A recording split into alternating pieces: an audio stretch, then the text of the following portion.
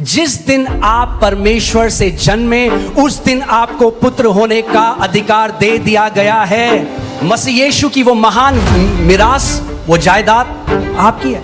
क्यों गा रहे हो अपने लैक का गाना सब जगह कि कमी घटी है? अरे बोलो, मसीह में मैं आशीषित हूं। देखो क्या होगा, जितना कमी घटी बोलोगे उतना कमी घटी में जियोगे, जितना अबंडेंस बोलोगे उतना अबंडेंस में जियोगे, जितना चंगाई बोलोगे उतना चंगाई में जियोगे, जितना ब्लेसिंग बोलोगे उतना ब्लेसिंग में जियोगे। और हमें लगता है अरे ये कोई ऐसे थोड़ा ना होता है, मैंने तो प्रार्थना कर दी।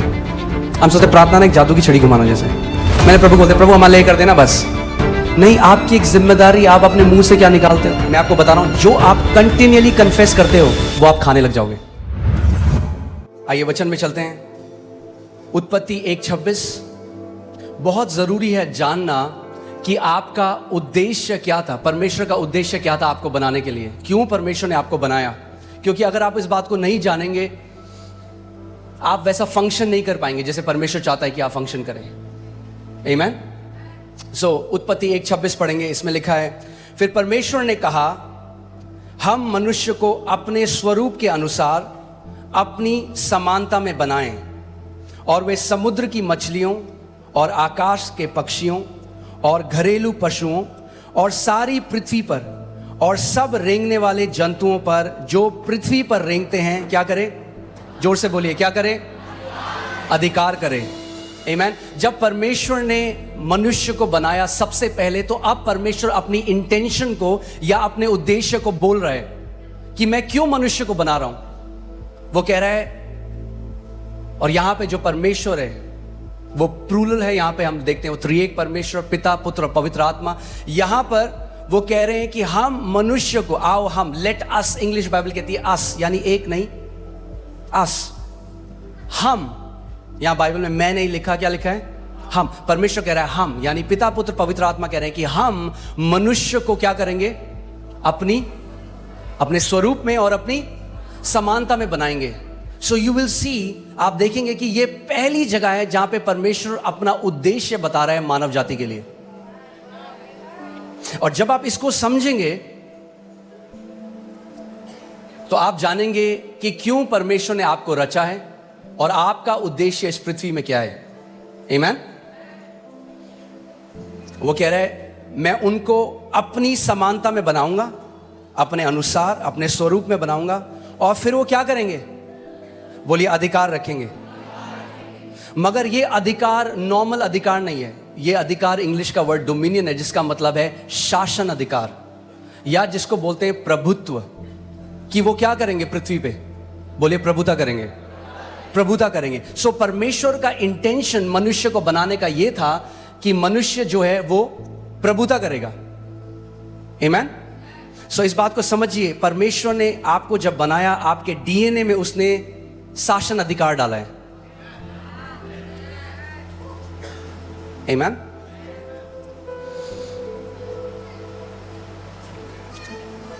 मैंने आपको पहले ही बताया था, आप एक चम्मच से भी एक कील को कसने की कोशिश कर सकते हैं, मगर चम्मच उसके लिए नहीं बनी थी।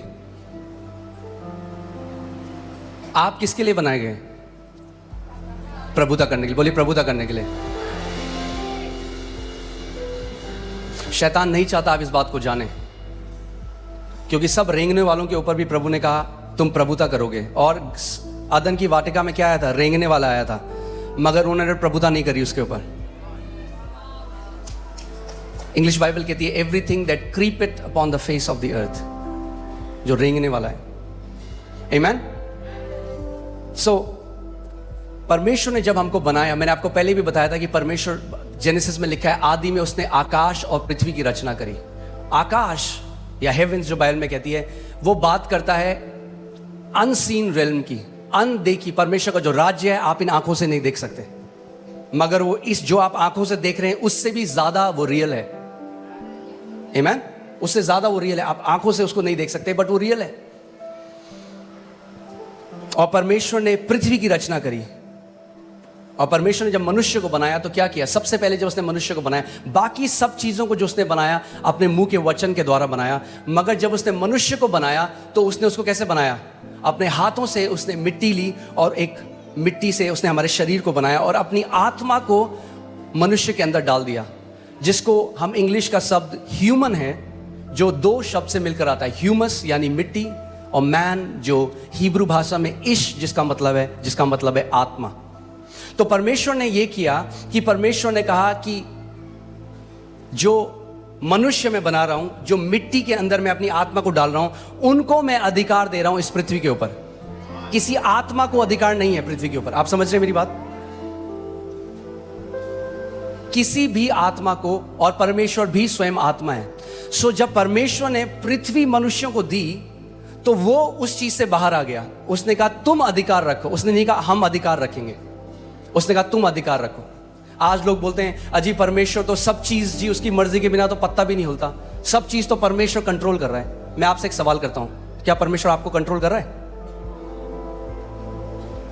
आप कंट्रोल हुए आज तक परमेश्वर से? और अगर हम परमेश्वर के कंट्रोल में नहीं है तो कैसे हम कह रहे हैं बाकी सब कुछ वो कंट्रोल कर रहा है? जैसे वो आपको कंट्रोल नहीं कर रहा वैसे वो किसी को भी कंट्रोल नहीं कर रहा। अगर परमेश्वर कंट्रोल करना चाहता तो मनुष्य को शासन अधिकार देता ही नहीं।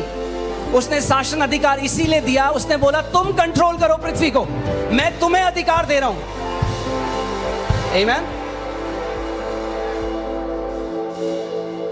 कहेंगे ये जानना क्यों जरूरी है? ये जानना बहुत जरूरी है। अगर ये आप नहीं जानेंगे, यद्यपि आप पुत्र हैं, एक दास की तरह जीवन को जिएंगे। जो मसीह यीशु ने हमारे लिए मिराज छोड़ी है, जो इतनी महान है, इतनी ग्रेट है, आप कभी उस तक पहुंच नहीं पाएंगे। आमीन। इसीलिए हमें जानना है कि क्यों परमेश्वर ने हमें बनाया, हमारी सृष्टि करी, और कैसे हम उस अधिकार में चल सकते हैं। आमीन। सो परमेश्वर ने आदम को बनाया, मगर सबसे पहले हमें देखना है कि आदम को परमेश्वर ने क्या बनाया था।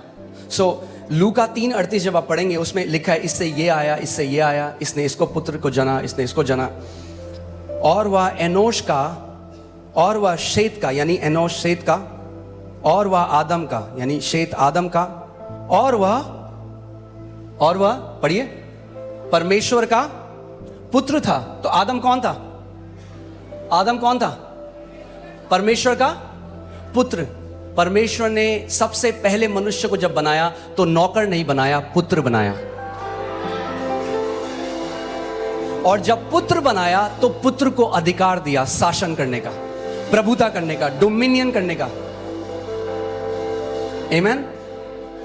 सो पहला आदम क्या था? पुत्र था। मैं चाहता हूं भजन संहिता 8 में चले जाएं। भजन संहिता 8 उसकी मैं 4 अध्याय से पढ़ूंगा, आप इसको ध्यान से सुनिएगा।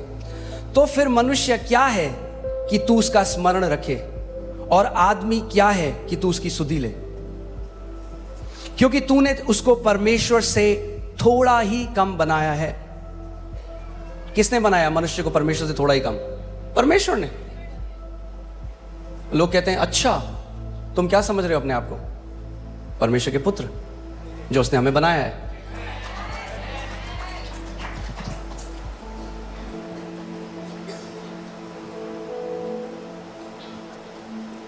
अब कोई अगर आपको बोले अच्छा ये उनकी तरह बात कर रहा है, आपके पापा की तरह, कहना हाँ जी वो मेरे पापा हैं। आमीन। रिलीजन जो है, धर्म का आत्मा जो है, वो आपसे काम कराएगा, काम कराएगा, काम कराएगा, काम कराएगा, और आप सोचेंगे कि परमेश्वर एक, आपने वो देखा है डिस्पेंसिंग मशीन होती है, कॉफी मशीन होती है, आप उसमें कॉफ़ी भर देते हैं, आप बटन दबाएंगे तो कॉफ़ी बाहर आएगी। लोग सोचते हैं ऐसे ही परमेश्वर भी है। वो कहता है पहले मेहनत करके दिखा, जितनी मेहनत करेगा उतना मैं तुझे दूंगा। जिस दिन आप नया जन्म पाते हैं, परमेश्वर आपको आपकी मिरास दे देता है। उसकी तरफ से डिले नहीं है, परमेश्वर ने दे दिया है। आमीन। मगर मैं आपको बताऊंगा क्यों जरूरी है हमारा मैच्योर होना परमेश्वर में, बहुत जरूरी है। मैं इसको दोबारा पढ़ता हूं, ध्यान से सुनिए। तो फिर मनुष्य क्या है कि तू उसका स्मरण रखे, और आदमी क्या है कि तू उसकी सुधि ले, क्योंकि तूने उसको परमेश्वर से थोड़ा ही कम बनाया है। थोड़ा ही कम बनाया है। आमीन। हालेलुया।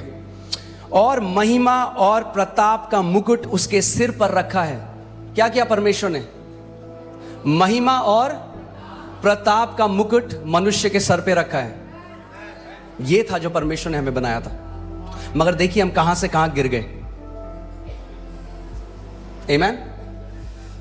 कई लोग कहते हैं हम बंदर से आए हैं। अब उनका मुझे नहीं पता, हम तो परमेश्वर से आए हैं। हम जू से नहीं, हम स्वर्ग से आए हैं। आमीन, हालेलुया। अब देखिए उसके बाद परमेश्वर ने क्या किया। तूने उसे अपने हाथों के कार्यों पर क्या दी है? क्या दी है? बाइबल कह रही है, ये मैंने नहीं लिखा, आपकी बाइबल में भी है कि परमेश्वर ने जब मनुष्य को बनाया तो उसको अपने कामों, अपने हाथों के कामों के ऊपर क्या दी है? प्रभुता दी है, परमेश्वर ने दी है। तूने उसके पांव तले सब हैं।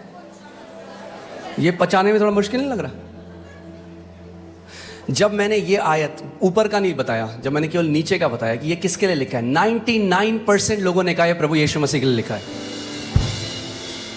आपको समझना पड़ेगा, प्रभु यीशु मसीह परमेश्वर की तरह नहीं चल रहा था इस पृथ्वी पे। वो आखिरी आदम बनकर आया। वो आकर ये दिखाया उसने हमें कि आदम को कैसे जीना था।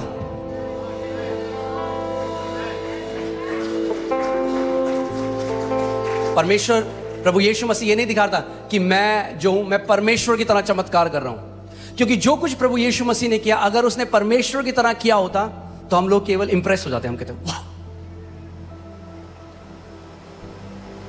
मगर उसने किया एक मनुष्य जो पवित्र आत्मा का अभिषेक जिसने पाया,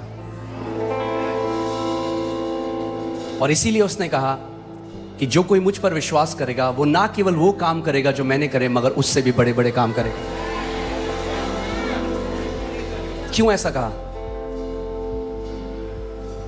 हमें समझना बहुत जरूरी है। आमीन। सो परमेश्वर ने उसके पांव तले सब कुछ कर दिया है। और ये जो शासन अधिकार था, ये आदम ने खो दिया जब पाप बगीचे में आया, जब उसने परमेश्वर की आज्ञा को ना माना, जब उसने उस फल को खा लिया। और आदम के अंदर से जो वो डीएनए था रेन, रूल एंड रेन करने का, वो जो डीएनए था प्रभुता करने का, वो खत्म हो गया और वो एक दास की तरह जीने लग गया। और जब प्रभु यीशु मसीह आया तो जो पुत्र था, ध्यान से सुनिएगा, जो पुत्र था उसने पुत्र का अधिकार खो दिया। सुन रहे हैं आप? मगर जब प्रभु यीशु मसीह आया तो सबसे पहले उसने हमें क्या दिया? जब हम यीशु को ग्रहण करते हैं, यूहन्ना 1:12 लगाइए, और मैं चाहता हूं हम सब साथ मिलकर इसको पढ़ेंगे। रेडी हैं आप लोग? यूहन्ना 1:12 देखते हैं बाइबल क्या कहती है। यूहन्ना 1:12, परंतु जितनों ने उसे ग्रहण किया उसने उन्हें परमेश्वर की संतान होने का अधिकार वापस दे दिया।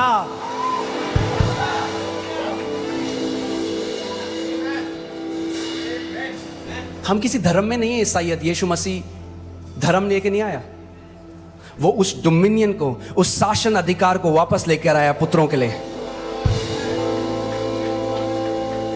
क्या दिया उसने आपको? अगर आपने यीशु को ग्रहण किया तो उसने आपको क्या किया?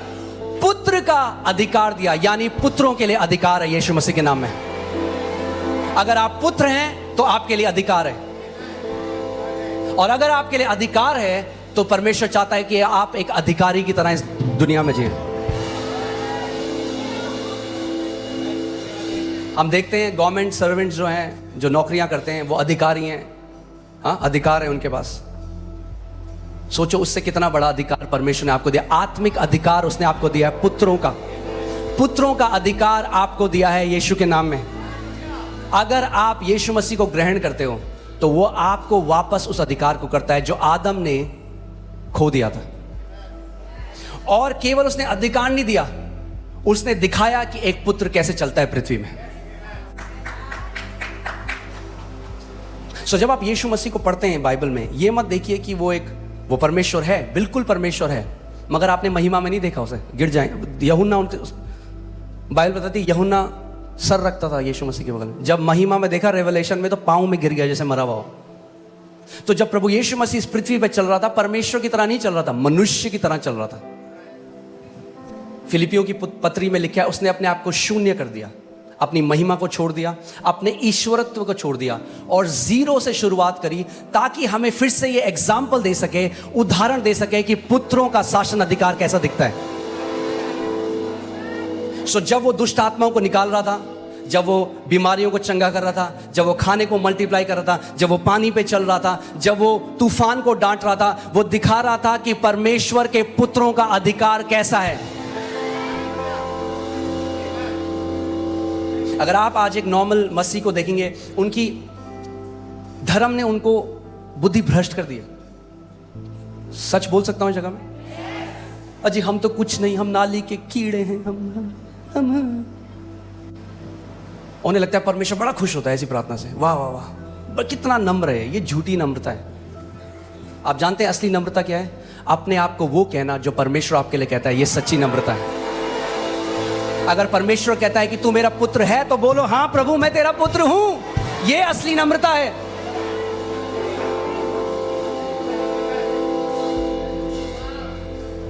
हमारा रिश्ता फीलिंग्स में नहीं है, हमारा रिश्ता लहू का है।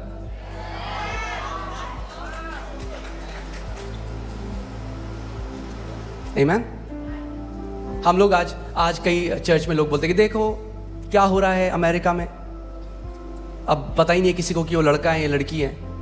कभी वो लड़का है, कभी वो लड़की है। तो कलीसिया में भी तो ऐसे ही हो रहा है, कभी आप पापी हो, कभी आप संत हो।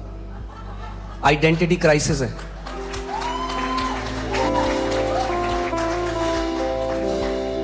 लोगों को पता ही नहीं, 20 साल हो गए मसीह में, वो कहते हैं आज भी मैं प्रभु मैं पापी हूं। प्रभु कह रहा है अबे तू बेटा है।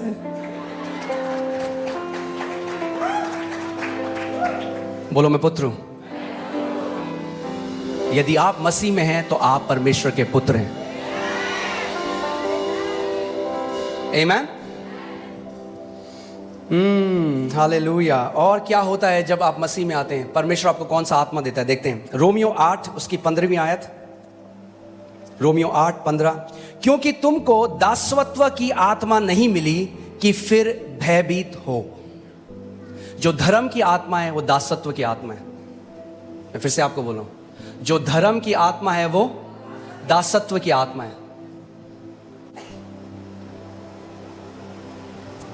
परंतु लेपालकपन की आत्मा मिली है, यानी इंग्लिश बाइबल कहती है सनशिप की, पुत्र होने की आत्मा मिली है, जिससे हम हे अब्बा हे कहकर पुकारते हैं। यानी पवित्र आत्मा जब आपके अंदर आता है तो सबसे पहली चीज जो आपके अंदर से बुलाता है परमेश्वर के लिए, वो कहता है हे अब्बा, हे पिता, मेरे प्रभु, मेरे डैडी, मेरे पापा।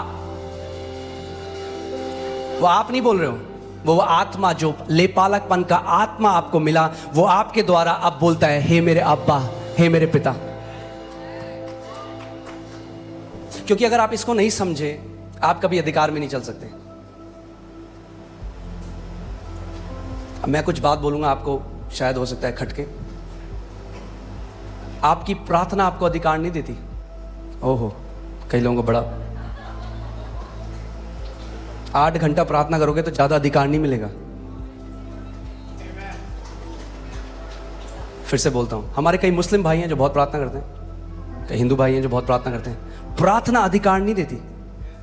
प्रार्थना क्यों करने हैं, और करनी बहुत जरूरी है, और हम कर रहे हैं रोज, और आपको बताएंगे क्यों करनी है, मगर अधिकार प्रार्थना नहीं देती।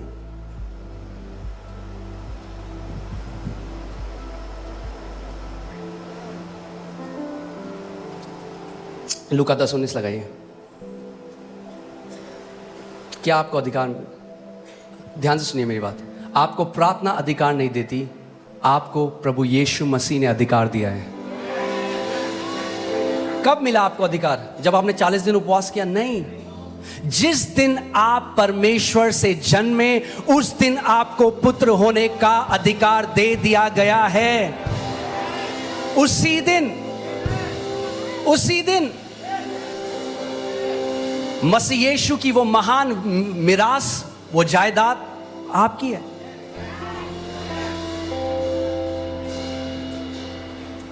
सो हम प्रार्थना इसलिए नहीं करते कि प्रभु और दे, हम प्रार्थना इसलिए करते हैं कि जो हमारा है हम उसमें चल सके।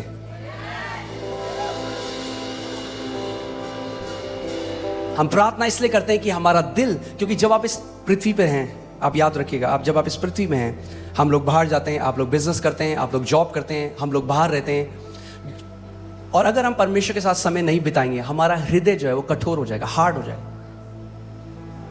जब आपका हृदय कठोर हो जाएगा, परमेश्वर की आवाज आप नहीं सुन पाएंगे।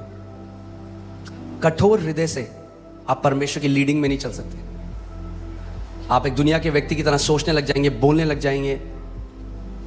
हम प्रार्थना इसलिए करते हैं कि हम परमेश्वर के साथ संगति कर सकें, हमारा हृदय हमेशा नरम रहे, हम परीक्षाओं में ना पड़े। आमीन। ठीक है, ये देखते हैं। चलिए लूका 10:19। देखो, बोलो, पड़ोसी को बोलो देखो। इंग्लिश बाइबल कहती है बिहोल्ड। अब ये देखने वाली बात नहीं है। उन्होंने कह रहा प्रभु दिखाओ, वो कह रहा है देखो, यानी मेडिटेट, ऑब्जर्व करो इस बात को, रुक जाओ और सोचो, बंद आंखों से देखो कि तुम्हारे पास अधिकार है।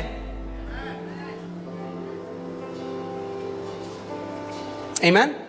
देखो, मैंने तुम्हें सांपों को और बिच्छुओं को रौंदने का, हालेलुया। आप जानते हैं आदन के बगीचे में एक सांप आया था ईव के पास, आज भी आता है आपके पास, मगर अब प्रभु यीशु मसीह ने आपको सांपों को और बिच्छुओं को रौंदने का अधिकार दिया है।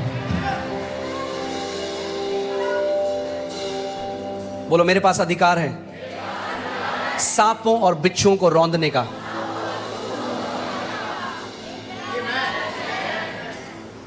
आगे बढ़ते हैं। और शत्रु की सारी सामर्थ पर अधिकार दिया है। शत्रु की सारी सामर्थ पर अधिकार दिया है। फिर से बोलता हूं, शत्रु की सारी सामर्थ पर अधिकार दिया है। शत्रु की सारी सामर्थ पर अधिकार दिया है। शत्रु की सारी सामर्थ पर अधिकार दिया है। दूंगा नहीं, दिया है। आमीन।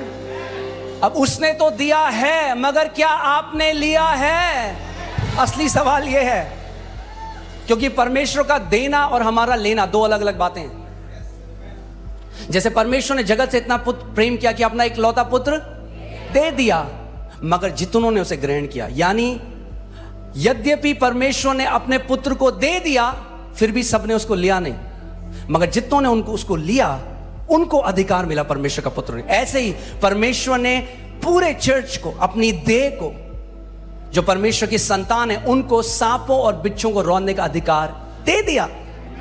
मगर अगर आपने उस अधिकार को लिया नहीं, तो जिंदगी भर दुष्ट आत्माएं आपको फुटबॉल बना के रखेंगे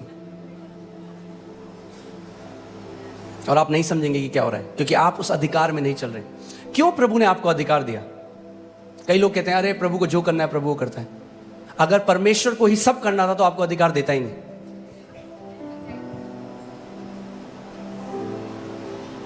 आप समझ रहे हैं मैं क्या कह रहा हूं? समझिए, मैं कहीं जा रहा हूं, मैंने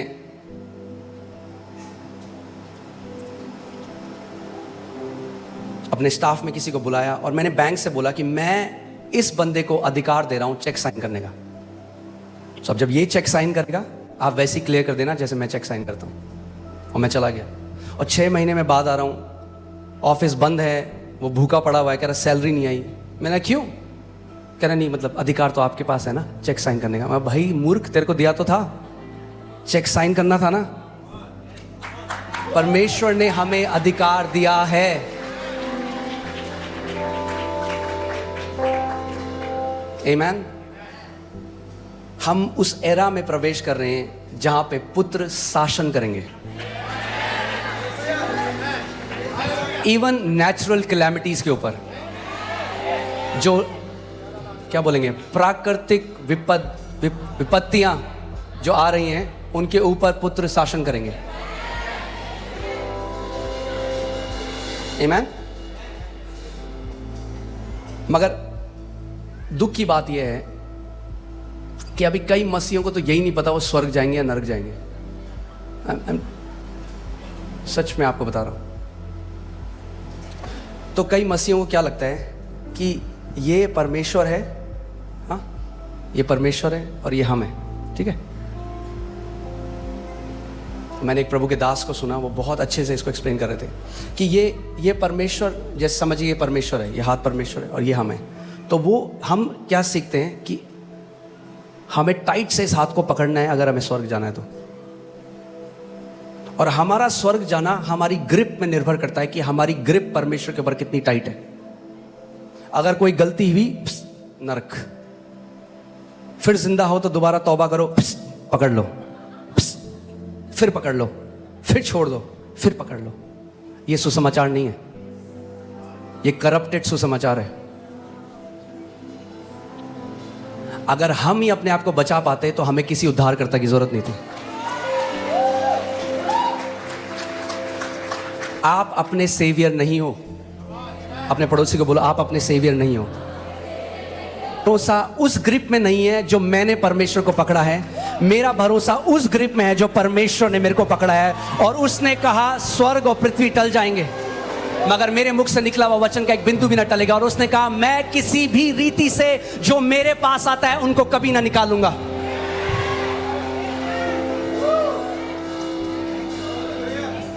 अगर स्वर्ग जाना हमारी ग्रिप पे होता, सब नरक जाते। तो आखिरी तक वचन क्या है? अभी तक मेन हम लोग डोमिनियन पे जा ही नहीं रहे, क्योंकि है क्या? स्वर्ग और नरक। पूरी बात किस पे? स्वर्ग और नरक।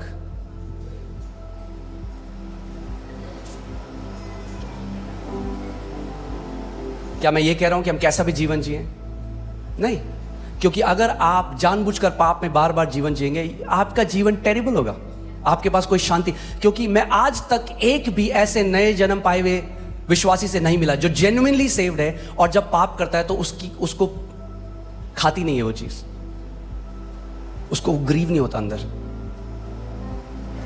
कोई नहीं है जो बार बार कर रहा है कोई गलती और बहुत खुश है अंदर से, वो जॉय लिफ्ट अप हो जाता है। मगर गलत प्रचार की वजह से क्या हुआ है? लोग आज डर गए। वो परमेश्वर के सिंहासन, अनुग्रह के सिंहासन के पास नहीं जाते। लोग कहते हैं पवित्र आत्मा छोड़ के चल जाएगा जब पाप किया। अरे जो पवित्र करता है अगर वही छोड़ के चला गया तो फिर कौन पवित्र करेगा? जो सहायक है अगर वही छोड़ के चला गया तो कौन मदद करेगा?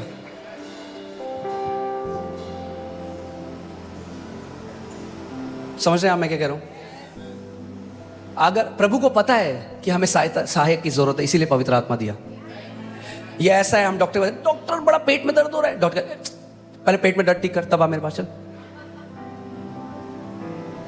पवित्र आत्मा दिया ही इसलिए गया कि जब हम उसकी अगुवाई में चलें तो वह हमें पवित्रता की तरफ ले जाएगा। हमारे विचारों में, केवल हमारे कपड़े और बाहर में नहीं, विचारों, दिल में।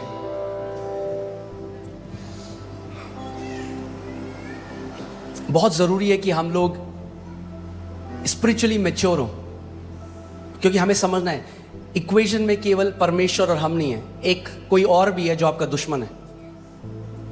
क्यों यीशु मसीह ने अधिकार दिया? क्यों दिया अधिकार? बिकॉज कोई है जो आपके विरोध में है। परमेश्वर का वचन पहला पत्रस 5:8-9 में कहता है कि शैतान फाड़ने वाले सिंह की तरह खोज रहा है मौका कि कैसे आपको फाड़े। इसीलिए प्रभु यीशु मसीह ने हमें क्या दिया?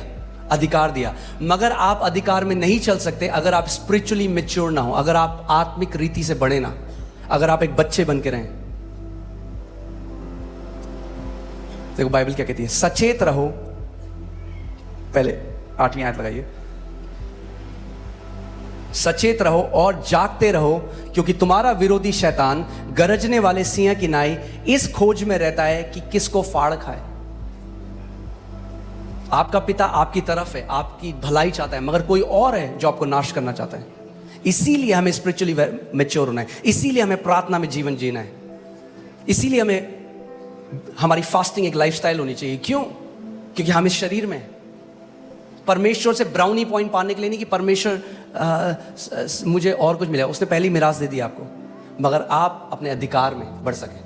क्योंकि देखिए यहाँ क्या लिखा है, गलातियों 4 में उसकी पहली आयत पढ़ता हूं। इसमें लिखा है, मैं ये कहता हूं, नहीं चलिए पहले रोमियो 8 हम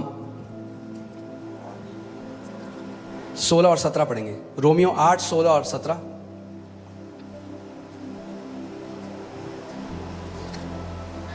आत्मा आप ही हमारी आत्मा के साथ गवाही देता है कि हम परमेश्वर की संतान हैं। आप देख रहे हैं बाइबल में बार बार पौलुस इस बात को लिखता है कि हम क्या हैं, परमेश्वर की संतान है। और कई बार जब हम पढ़ते हैं संतान, लोग इसको टाइटल की तरह सोचते हैं कि मैं परमेश्वर को पिता कह रहा हूं। वो टाइटल में पिता नहीं है, वो असली में पिता है और बेस्ट पिता है।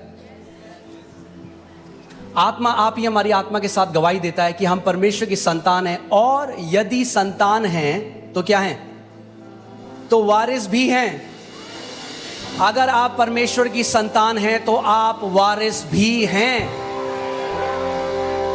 वरन परमेश्वर के वारिस और मसीह के संगी वारिस, जबकि हम उसके साथ दुख उठाएं, उसके साथ महिमा भी पाएं। ये किस दुख उठाने की बात कर रहा है? बीमार होना नहीं, गरीब होना नहीं, ये बात कर रहा है परसिक्यूशन की। जब लोग आपको सताएं कि आप मसीह के हैं, जैसे उन्होंने मसीह के साथ किया। बोलिए, मैं संतान हूं, इसीलिए मैं परमेश्वर का वारिस और मसीह का संगी वारिस हूं। सो कितने लोग यहां जानते हैं कि आप वारिस हो? वारिस हो? किस चीज के वारिस हो? सब कुछ जो परमेश्वर का है। आमीन।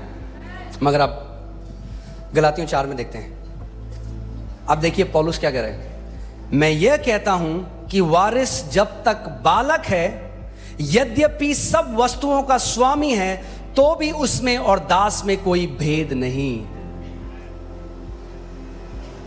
इसीलिए हमें वचन में रहना है, इसीलिए हमें प्रार्थना करनी है, इसीलिए हमें प्रभु में एक सही जीवन जीना है। क्यों? क्योंकि अगर आप बच्चे रहेंगे, यद्यपि आप वारिस हैं, सारी वस्तुओं के स्वामी परमेश्वर ने आपको ठहरा दिया, फिर भी एक दास की तरह जिएंगे आप। और ये जो वर्ड बालक यहां पे है, ये शब्द है जो ग्रीक भाषा में जिसको कहते हैं नीपियोस। एक शब्द है नीपियोस, यानी वो बच्चा जिसने अभी तक बोलना नहीं सीखा। जो छोटा बच्चा होता है जिसने अभी बोलना नहीं सीखा। अब लोग पूछते हैं, बोलना सीखा इसने? बोल रहा है भी नहीं, अभी बोलता नहीं। तो परमेश्वर कह रहा है, परमेश्वर का वचन कह रहा है कि अगर आप को बोलना नहीं आया परमेश्वर के पुत्र की तरह, तो आप एक दास की तरह जीवन जिएंगे। इसीलिए स्पिरिचुअली मैच्योर होना एक ऑप्शन नहीं है, जरूरी है। जरूरी, आप सुन रहे मेरी बात को?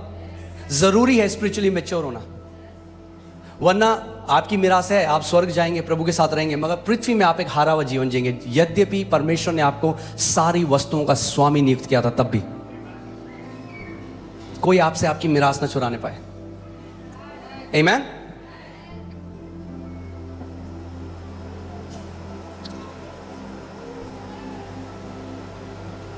आप जानते हैं, हम लोग, इतना जरूरी है जो हम लोगों के मुंह से निकलता है, इस बात को समझना बहुत जरूरी है। एक परमेश्वर के दास केनेथ हेगन, वो एक लड़के के लिए प्रार्थना करने गए। वो 37 साल का था, 37 साल का था, और कोमा में था। और वो जैसे ही हॉस्पिटल के कमरे में गए, उन्होंने हाथ रखा, प्रभु ने एकदम बोला, अपना हाथ हटा ले, क्योंकि ये बच्चे का नहीं, मर जाएगा। और वो जो विश्वास करते रहे, जो डॉक्टर था उनके बिल्कुल अगेंस्ट था, क्योंकि वो विश्वास करते रहे चंगाई सबके लिए। उनका, प्रभु ये कैसे हो सकता है? मैं हमेशा विश्वास मैंने सिखाया चंगाई सबके लिए। और प्रभु ने उनको बताया कि इस लड़के ने बचपन से बार बार एक गलत अंगीकार किया, और आत्मिक जहां में एक नियम है। तरह अगर मैं आपको समझाऊं सरल भाषा में, तो आत्मिक जहां में एक, समझ लीजिए, एक बड़ा सा व्हील है, एक पहिया है, और जब आप किसी बात को लगातार कन्फेस करते हो, वो पहिया घूमने लग जाता है, उसको गति मिल जाती है। और जब उसको गति मिल जाती है, परमेश्वर भी आपकी अथॉरिटी को ओवरपावर नहीं करता। आप समझ रहे हैं मैं क्या कह रहा हूं? और प्रभु ने कहा, अगर ये जिंदा होता, अगर ये कोमा के बाहर होता, तो ये ठीक हो जाता। और फिर उन्होंने उसके भाई से कंफर्म किया, उसने कहा बिल्कुल सही बात है। जब ये छोटा था तब से ही कहता था मैं 40 साल तक जिंदा नहीं रहूंगा। पता नहीं क्यों कहता था, हम भी बोलते रहे कि आप, हर बार बोलता रहता था। कैंप में गए हम, वहाँ पे भी कहता था मैं 40 साल नहीं देखूंगा अपने जीवन में। 37 में ही डाइड। पिता ने कहा मैंने इसको वापस घर बुला लिया है। वो वापस प्रभु के पास गया, मगर हम हर चीज परमेश्वर पे नहीं डाल सकते। हमारी भी एक रिस्पॉन्सिबिलिटी है पुत्रों की तरह। आप समझ रहे हैं? हमें अपने अधिकार को समझना है, अपनी जिम्मेदारी को समझना जरूरी है। कि आपकी एक जिम्मेदारी है। नीति वचन 18:21 में लिखा है, जीव के वश में मृत्यु और जीवन दोनों होते हैं, और जो उसे काम में लाना जानता है वह उसका फल भोगेगा।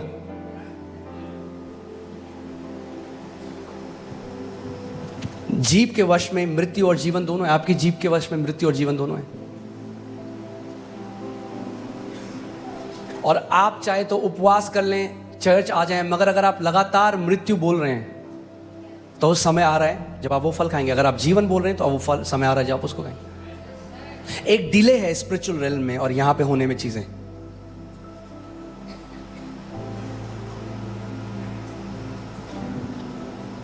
इसीलिए जो डोमिनियन है वो हमारी लाइफस्टाइल होनी चाहिए। एक बारी में नहीं होता। आपने देखा कोई व्यक्ति जिम जाए और एक दिन करे और अगले दिन आप देखो वो नहीं, लगातार लाइफस्टाइल की तरह करना पड़ेगा। वैसे ही अधिकार भी है, आपको लगातार जीवन शैली बनानी पड़ेगी शासन अधिकार की। क्योंकि कई लोग इतना गलत बोलते आए हैं अपने मुंह से बार बार। आपको पता है दुष्ट आत्माएं वेट कर रही हैं कि आपके मुंह से गलत वर्ड निकले और वो उन वचनों को इस्तेमाल करें आपके विरोध में।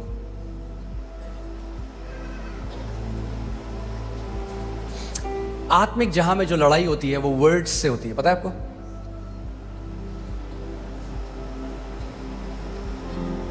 ये जो जादू टोना करने वाले, तांत्रिक मंत्र तंत्र करने वाले क्या करते हैं? क्या बोल रहे हैं? वर्ड्स बोल रहे हैं, कर्स कर रहे हैं, श्राप दे रहे हैं, और उन शब्दों को दुष्ट आत्माएं लेती हैं और जाती हैं काम असाइनमेंट में। वैसे ही जब हम परमेश्वर के वचन को बोलते हैं तो स्वर्गदूत एक्टिवेट हो जाते हैं, उन वचनों को लेते हैं और वो असाइनमेंट में काम पे जाते हैं।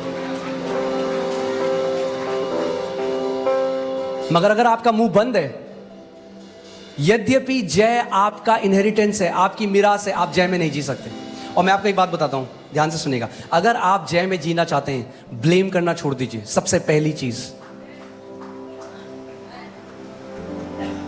मेरा जीवन ऐसा है क्योंकि मेरे पापा ने मेरे को ये नहीं किया, क्योंकि मेरी बहन ने मुझे प्यार नहीं मिला। अरे अब तो मिल गया यीशु मसीह में प्यार, खत्म करो उस गाने को।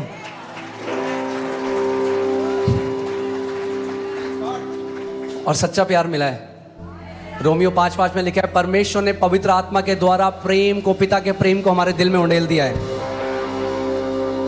और अगर आप विक्टोरियस जीना चाहते हैं, जयवंत जीना चाहते हैं, आपको एक बेचारेपन की, विक्टिम मेंटालिटी से बाहर आना पड़ेगा।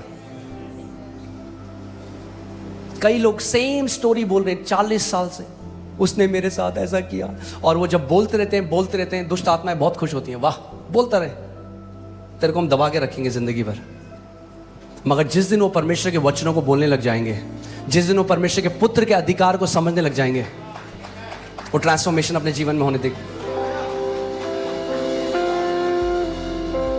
आपको पता है कितने मसीह लोगों की बात कर रहा हूं मैं, जो प्रभु के बेटे और बेटियां हैं, वो टाइम से पहले चले गए, प्रभु ने उनको ले गया, उनका मुंह उनको ले गया। क्योंकि परमेश्वर आपकी फ्री विल को ओवरराइड नहीं करेगा। यही तो मैं कह रहा हूं, परमेश्वर को कंट्रोल करना होता तो सबसे पहले आदम और ईव को कंट्रोल कर देता बगीचे में। परमेश्वर आपको कंट्रोल, आप मुंह से जो भी बोलेंगे परमेश्वर कंट्रोल नहीं करेगा, वो आपको लीड करेगा, कंट्रोल नहीं करेगा कभी भी। इसीलिए जितने परमेश्वर की आत्मा के चलें। और बताइए भाई साहब कैसे हैं? अरे क्या बताएं, सैलरी 15 तारीख को खत्म हो जाती है। अरे पूछा मैंने, वो क्यों गा रहे हो अपने लैक का गाना सब जगह कि कमी घटी है? अरे बोलो मसीह में मैं आशीषित हूं, देखो क्या होगा। जितना कमी घटी बोलोगे उतना कमी घटी में जियोगे, जितना अबंडेंस बोलोगे उतना अबंडेंस में जियोगे, जितना चंगाई बोलोगे उतना चंगाई में जियोगे, जितना ब्लेसिंग बोलोगे उतना ब्लेसिंग में जियोगे।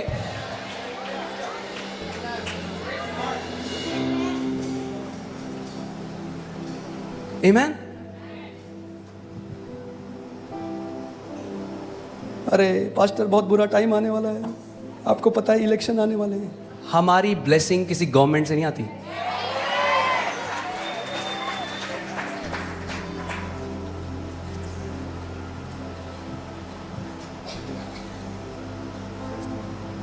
बहुत सीरियस हो गए कुछ लोग। इब्राहिम और लूत, उसका जो कजन था, लूत ने देखा, हरी चराइयां, यहां है ब्लेसिंग, कनाडा, अरे एक तो कनाडा क्यों बोलता हूँ बार बार, नथिंग अगेंस्ट कनाडा, ओके। मगर मैं क्या कह रहा हूं, हम लोग मसीह लोग जब नहीं जानते कि हमारी मिरास कहां है, तो हम ज्योग्राफिकल लोकेशन, देशों में, वहां देखते हैं यहां है आशीष, यहां जाएंगे तो आशीषित हो जाएंगे। आशीष कनाडा में, अमेरिका में, ऑस्ट्रेलिया में नहीं है, दिल्ली में भी नहीं है। आशीष मसीह यीशु में है।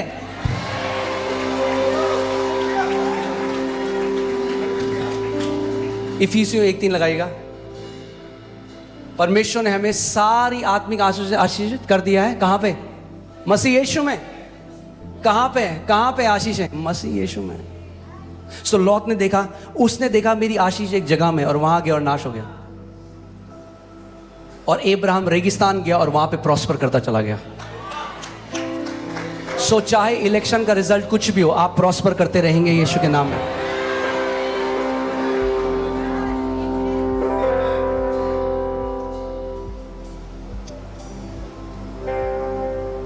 आमीन। पीएम कोई भी हो, हमारा राजा यीशु मसीह है।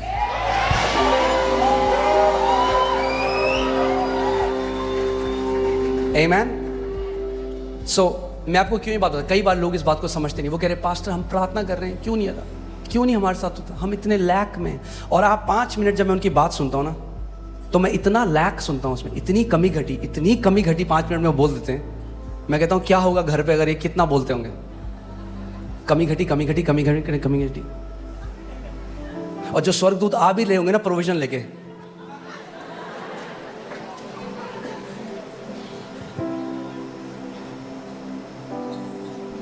और हमें लगता है अरे ये कोई ऐसे थोड़ा ना होता है, मैंने तो प्रार्थना कर दी। हम सोचते प्रार्थना ना एक जादू की छड़ी घुमाना जैसे। मैंने प्रभु को बोलते प्रभु हमारे लिए कर देना बस। नहीं, आपकी एक जिम्मेदारी, आप अपने मुंह से क्या निकालते हो एक बेटे की तरह।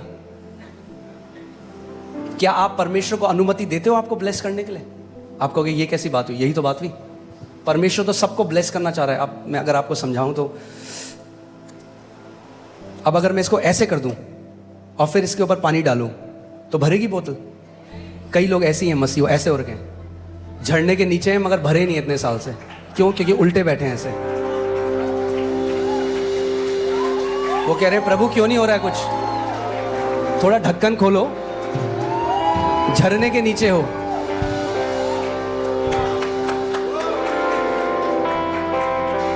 प्रभु ने सबको आशीष दे दी है, आपको लेना सीखना है।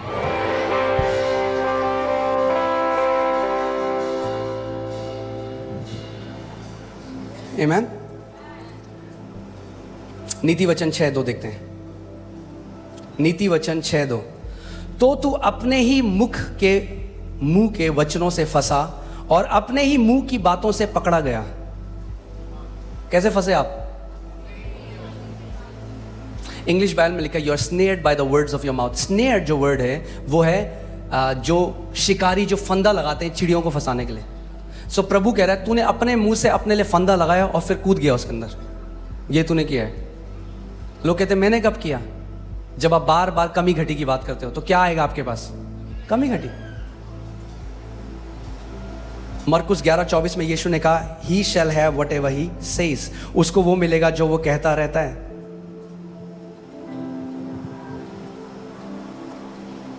कुछ लोग हैं वो लगातार बीमारी की बात करते हैं, लगातार हाय मेरे यहाँ दर्द, हाय मेरे यहाँ दर्द, हाय मेरे यहाँ दर्द। और ठीक है दर्द है, उसके लिए मना नहीं कर रहे, मगर चंगाई की आयतें बोलने लग जाओ जो बाइबल में दर्द चला जाएगा।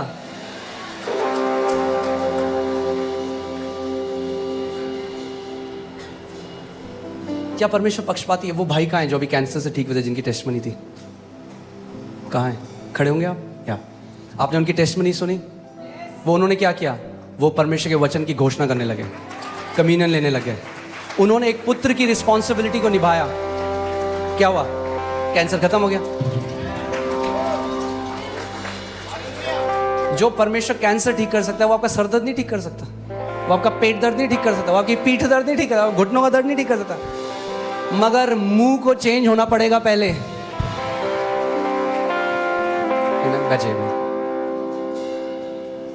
आमीन। पुत्र की तरह हमें बोलना सीखना पड़ेगा। पुत्र की तरह बोलना सीखना पड़ेगा।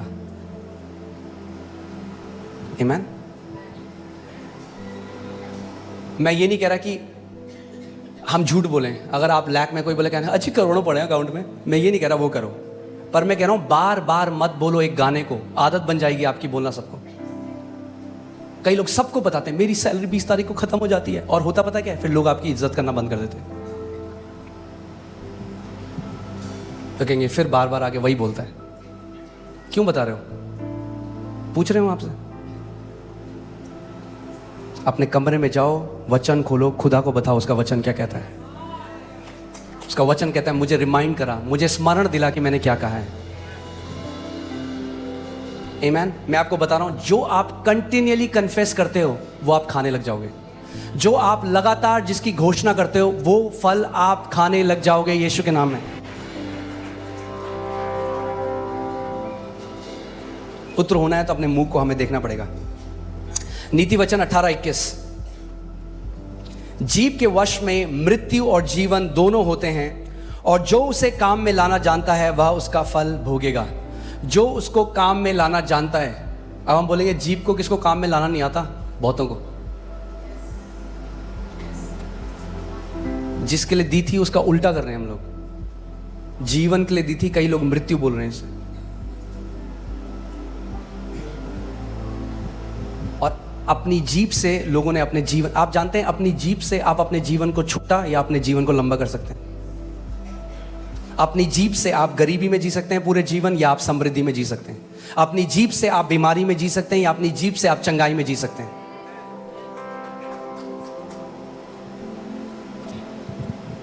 अगर हम पुत्र हैं तो हमें किसकी नकल करनी है?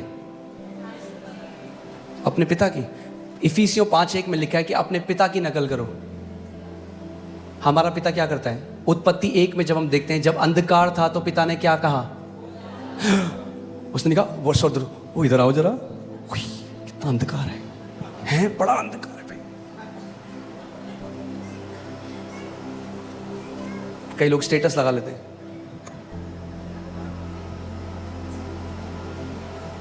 अब सारे रिश्तेदारों को बता दे आप कैसे, और सबको बता क्या करें, व्हाट्सएप स्टेटस लगा देते हैं। जब दिल टूटता है तो कोई अपना साथ नहीं देता।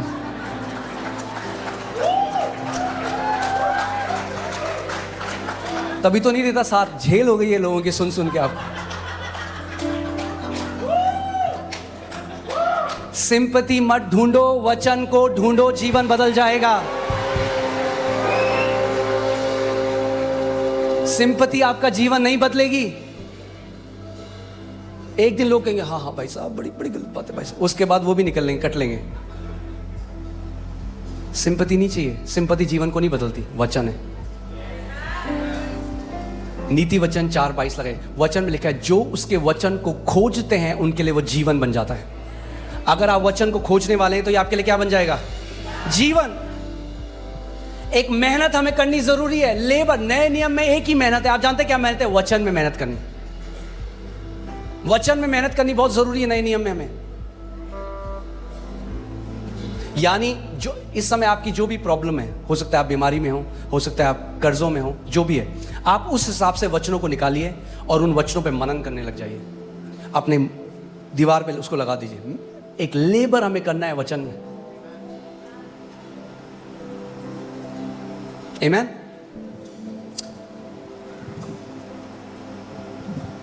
हमें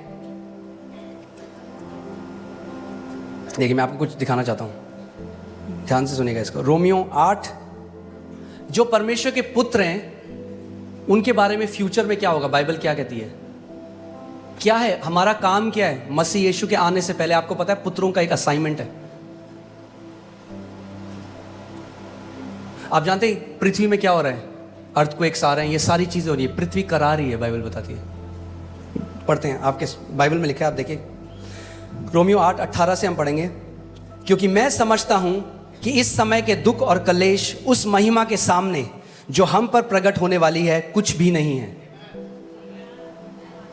आमीन। क्योंकि सृष्टि बड़ी आशा भरी दृष्टि से परमेश्वर के पुत्रों के प्रकट होने की बाट जो रही है। सृष्टि किसकी बाट जोड़ी है? परमेश्वर के पुत्र की।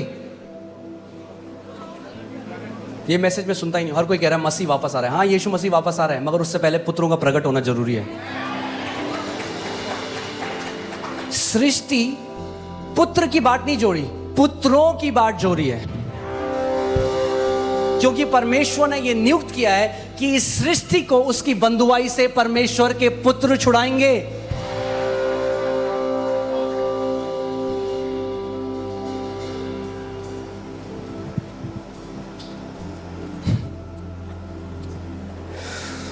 क्योंकि सृष्टि अपनी इच्छा से नहीं पर अधीन करने वाले की ओर से व्यर्थता के अधीन इस आशा से की गई कि सृष्टि भी आप ही विनाश के दासत्व से छुटकारा पाकर परमेश्वर के संतानों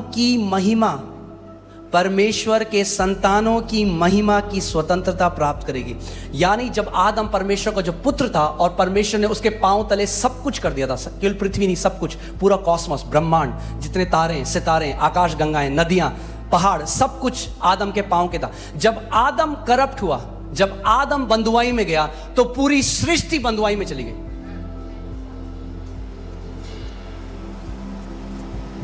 और परमेश्वर का वचन कहता है कि अब परमेश्वर के पुत्र जो हैं वो उस सृष्टि को बंधुआई में से छुड़ाएंगे।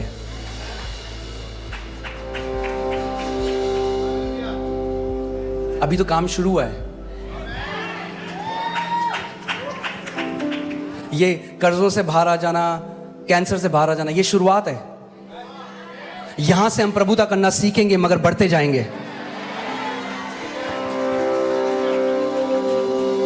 आपके मुंह के वचन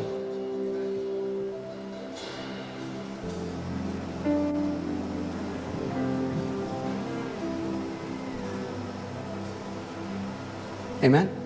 बहुत जरूरी है कि हम जाने इस बात को। अपनी प्रभु ने जो हमें प्रभुता दी है, जो अधिकार दिया, उसमें हम बढ़ें। प्रभु यीशु मसीह ने अपने एक दास से कहा यूएस में कि मेरे कितने सारे मेरे बेटे और बेटियां हैं जो बीमारी में मर गए, क्योंकि उन्होंने बीमारी के बारे में बात करी मगर बीमारी से बात नहीं करी। तो सबको बताया देखो मैं बीमार हूं, मगर उस बीमारी से नहीं बोला। प्रभु यीशु मसीह ने कहा जो कोई इस पहाड़ से कहेगा, जो कोई इस कैंसर से कहेगा, जो कोई इन कर्जों से कहेगा। एक प्रभु के दास थे, वो उनके ऊपर इतना कर्जा था, और जब उन्होंने वो करा तो लोगों ने कहा ये पागल हो गया बंदा, ये क्या कर रहा है। उन्होंने सारे कर्जों का ना वो निकाला प्रिंट आउट और उसको टेबल के ऊपर रखा और उससे बात करने लगे कर्जों से। लोग बोलेंगे कैसा पागल आदमी है। तो यीशु मसीह पेड़ से बात कर रहे थे। कोई आपने देखा कोई आदमी पेड़ से अगर बात करे तो लोग क्या बोलेंगे उसको? वो हवाओं से बात कर रहे हैं।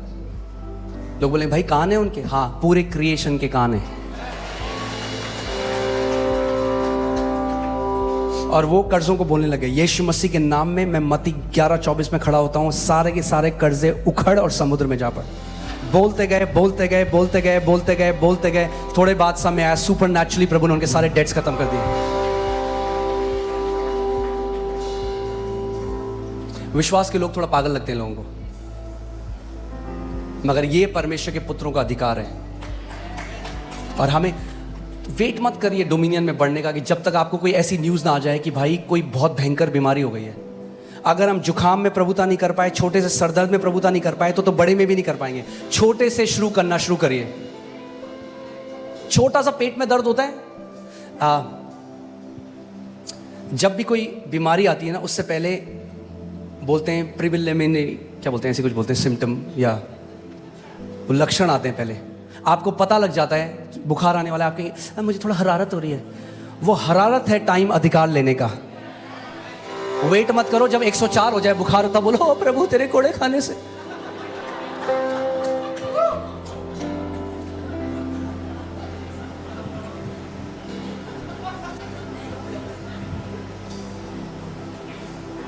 जितना बाद में आपने देखा है कभी आपकी, फिर से वही उदाहरण दे रहा हूँ, आपके कपड़ों में कोई दाग लग गया या कोई इंक लग गई, उसी टाइम बहते पानी के नीचे डालिए, एकदम निकल जाएगा। उसको छोड़ दीजिए 2 हफ्ते, अब आप रगड़ने, अब बोले यीशु के नाम में, यीशु के नाम में। अगर जैसे ही लक्षण लगे खड़े हो जाओ, बोलो in the name of Jesus, शैतान मैं तुझे अनुमति नहीं देता मेरे शरीर को छूने की। You will not touch my body in Jesus name, out of my body. Amen. उस समय अधिकार लो। अरे पास्टर ज्यादा कुछ, थोड़ा सा थायराइड है, हाँ ठीक है रख लो फिर थोड़ा सा, खाते रहो दवाइयां पूरे साथ। मैं आपको कंडेम नहीं कर रहा हूं, प्लीज मेरा हार्ट समझिए। क्यों रखो थोड़ा सा भाई। मैं बोलूं मैंने आपके लिए बहुत बढ़िया केक बनाया, थोड़ा सा जहर डाला इसमें, थोड़ा सा खा लो। खाओगे आप? बोलो थोड़ा सा नहीं चलता। मेरी देह पवित्र आत्मा का मंदिर है और कोई बीमारी इसमें उसको महिमा नहीं देती।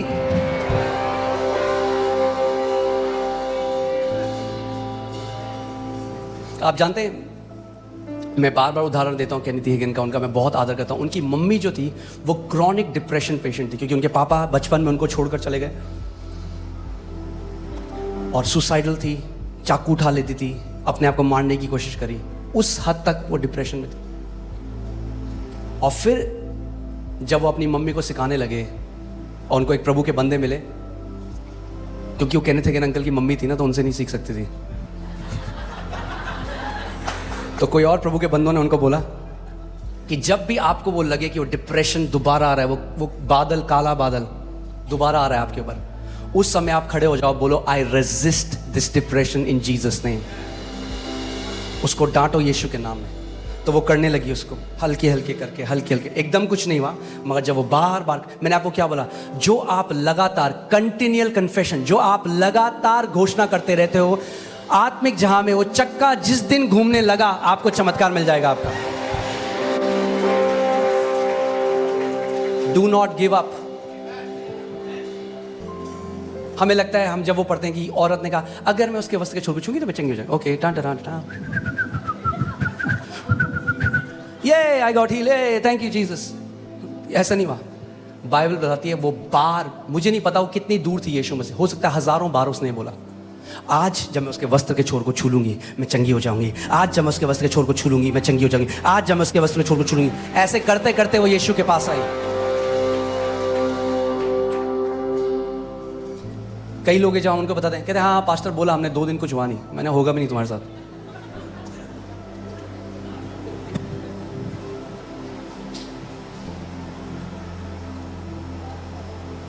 परमेश्वर को जेनेसिस में 10 बार बोलना पड़ा भाई, तुम कह रहे हो 2 बार बोला।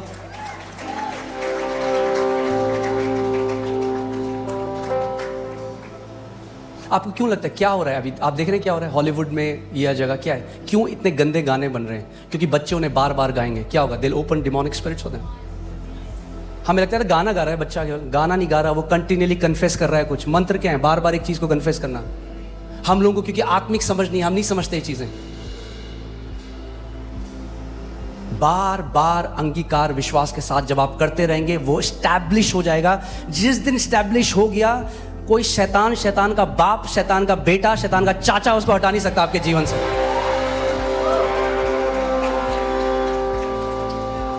टेक अ स्क्रिप्चर, उसको इतना मनन करो, इतना कन्फेस करो कि वो आपकी लाइफ में स्टैब्लिश हो जाए। जिस दिन स्टैब्लिश हो गया वो आपका और आपकी जनरेशंस का है।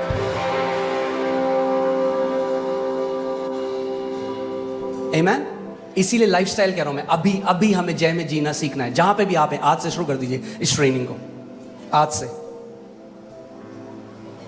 मैं ये नहीं कह रहा हूं कि जब आप लक्षणों के अगेंस्ट खड़े होंगे एक दिन में वो ठीक हो जाएंगे, नहीं, but keep speaking, don't settle. चाहे वो थायराइड हो छोटा सा, चाहे वो शुगर हो, चाहे वो सर्दियों में आनी हुई एलर्जी हो, कुछ भी हो, बोलो मेरा हिस्सा नहीं है प्रभु, मैं डिवाइन। आप जानते हैं जायन, जो पुराने नियम में जायन लिखा है, जायन नए नियम की कलीसिया के लिए प्रोफेटिक पिक्चर है। और बाइबल कहती है जायन में कोई नहीं कहेगा कि मैं बीमार हूं। क्या हम विश्वास कर सकते हैं कि हम एक ऐसा जीवन जी सकते हैं अब से लेके जब तक प्रभु यीशु मसीह ना आए या हम आखिरी बंद ना करें, आप बीमारी ना पड़ो? पॉसिबल है,